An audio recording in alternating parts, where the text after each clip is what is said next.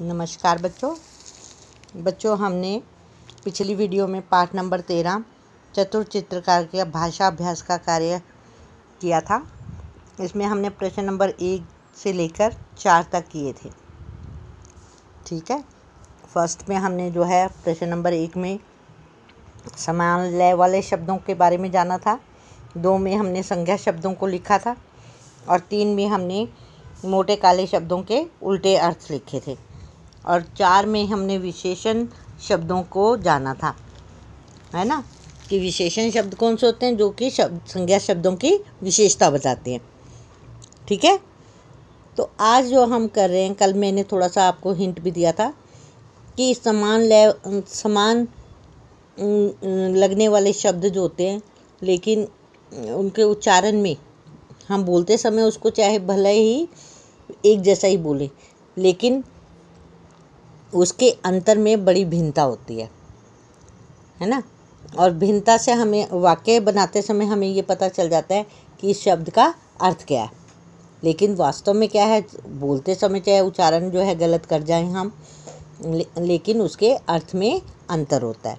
जैसे यहाँ पर बताया था कि बांस होता है लकड़ी का बांस, है ना, पेड़ का बांस का जो है एक पेड़ होता है और एक होता है बांस होता है बदबू, दुर्गंध जिसको बोलते हैं। ठीक है ना, तो अब दोनों शब्दों में अंतर है, लेकिन अंतर कैसे पता चलता है? कई बार बोलने वाला जो है चंद्रबिंदु को छोड़ देता है, भूल जाता है बोलना, चंद्रबिंदु का उच्चारण जो करना जो है ठीक से उच्चारण नहीं कर पाता, है ना, लेकिन उससे उच्चारण तो कर दिया उसने, लेकिन जब लिखते समय जो है उसमें गलती आ जाती है और गलती आएगी तो उसके शब्द का अर्थ जो है चेंज हो जाएगा। तो यहाँ पर ऐसे ही क्या है कि यहाँ पर बिंदु ना लगाने और लगाने से जो है मतलब बदल जाता है। उसके बारे में अब जो है कुछ शब्द दिए हुए हैं, उसका हम वाक्य में प्रयोग करेंगे। जैसे यहाँ पर दिया कहाँ चंद्रबिंदु है, हाँ में नाक और मुंह से बोला जा रहा है। अब इसका वाक्य बनाए तुम कहाँ जा रहे हो, इसकी जगह आप अपना वाक्य भी बना सकते हो। ज़रूरी नहीं है कि इस बच्चे ने जो वाक्य बनाया आप भी वही बनाएं, है ना।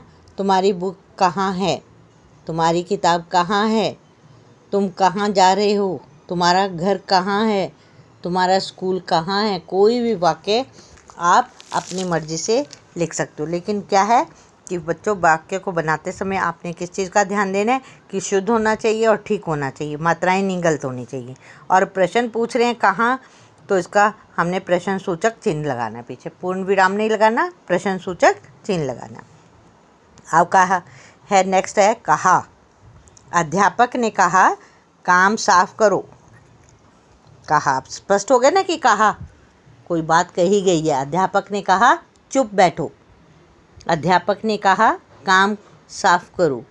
अध्यापक ने कहा गंद नहीं मचाना, है ना। अध्यापक ने कहा ऊंचा नहीं बोलना।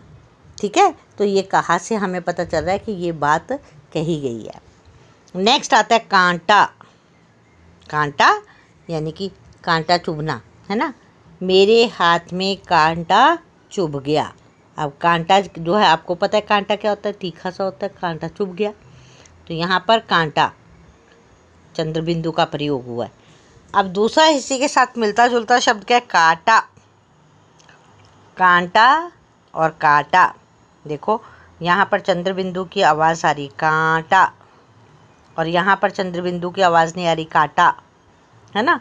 मुझे कुत्ते ने काटा, है ना। तो दोनों शब्दों में अंतर है, तो इसलिए अगर हम पढ़ेंगे ठीक, लिखेंगे ठीक, तो तभी हमें अर्थ का स्पष्ट हो पाएगा। अब आ जाइए प्रश्न नंबर 6, ध्यानपूर्वक पढ़िए।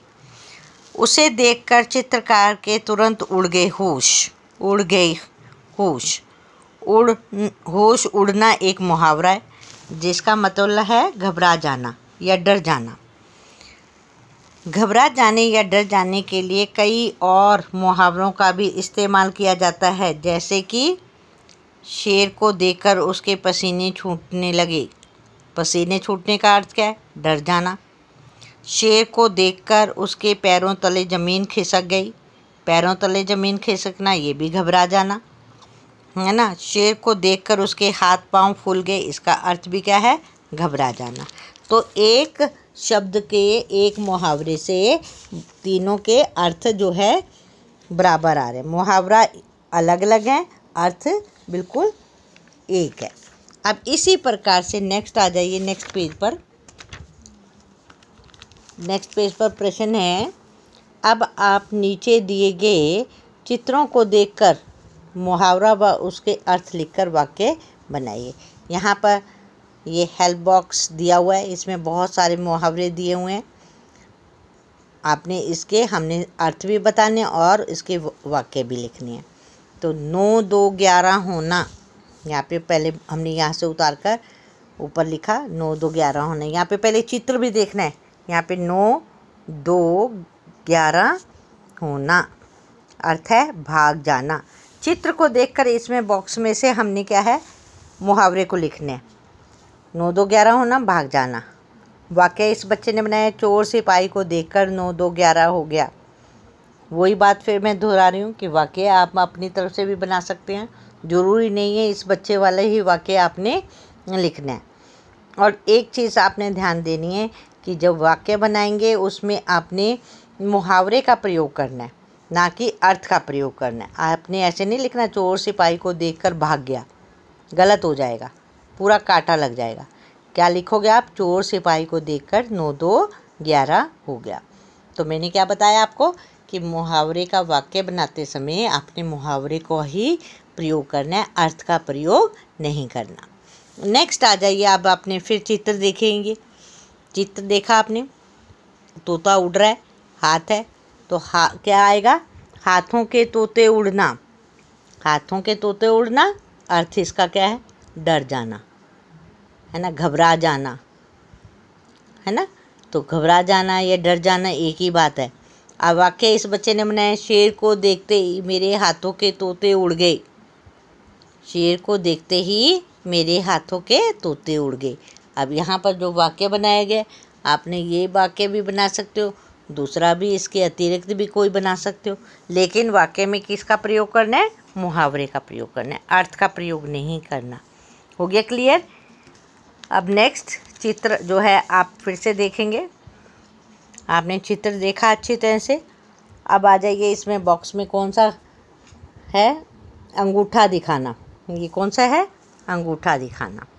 अंगूठा दिखाना, इसका अर्थ क्या है, अंगूठा दिखा देना। बहुत बारी होता है आपके साथ भी, इनकार करना, साफ मना कर देना, है ना। तो वाक्य क्या बनाया इस बच्चे ने, मैंने अपने दोस्त से किताब मांगी तो उसने मुझे अंगूठा दिखा दिया। तो फिर यहाँ पर हमने वाक्य बनाते समय किस बात का ध्यान रखा कि हमने अर्थ का प्रयोग नहीं किया, हमने किस चीज़ का प्रयोग किया, मुहावरे का प्रयोग किया। तो आपने भी इस चीज़ का ध्यान देना है कि वाक्य बनाते समय आप अर्थ का प्रयोग ना करके मुहावरे का प्रयोग करें। तो ये चीज़ का आपने विशेष ध्यान देना है। यहाँ पर जो है आपने जो है मुहावरे के बारे में जाना। और एक चीज़ और है, मुहावरों के अलग अलग हो सकते हैं लेकिन अर्थ जो है वो एक हो सकता है। यहाँ पे जैसे भी बताया था, जैसे एक शेर देखकर, ये तीनों वाक्य में आगे शेर देखकर उसके पसीने छूटने लगे, यानी कि घबरा जाना। घबरा जाने के तीनों मुहावरों के अर्थ जो है घबरा जाना होता है। जैसे पसीने छूटना, घबरा जाना, ये डर जाना। पैरों के तले ज़मीन खिसकना, डर जाना, यह घबरा जाना। हाथ पांव फूल जाना, घबरा जाना। तो इसके वाक्य के अर्थ जो है एक है, लेकिन मुहावरे अर्थ एक है और मुहावरे जो हैं वो अलग अलग हैं। तो इस चीज़ का भी ध्यान देना है। और सबसे पहले जो है हमने जो बात मैंने एक और बताई थी आपको कि हमारे शब्दों को जब हम उच्चारण करते हैं तो बिंदु और चंद्र बिंदु का कई बार हम ध्यान नहीं देते, उच्चारण शुद्ध नहीं होता, तो जिसके द्वारा हमारे जो है हम समझने में गलती कर देते हैं। लेकिन जब वाक्य बनाए जाते हैं तब उसका अर्थ जो है वो क्लियर हो जाता है कि ये क्या बोला है, क्या लिखा है। इसलिए हमें जो है बिंदु और चंद्र बिंदु का पूरा ध्यान रखना चाहिए कि जहाँ पर चंद्र बिंदु लगी है तो अगर नहीं लगाते तो वो गलत हो जाता है, उसका मतलब जो है वो गलत निकलेगा, अर्थ बदल जाता है उसका। तो इसलिए हमें बिंदु और चंद्र बिंदु का भी विशेष ध्यान देना चाहिए। तो बच्चों, आज हमने जो 2 ये प्रश्न किए, आपने इसका अभ्यास करना है और बातों का जो मैंने बताई हैं उसको भी ध्यान में रखते हुए आपने इनको याद करना है। कल फिर हम मिलेंगे नेक्स्ट। कल तक के लिए नमस्कार।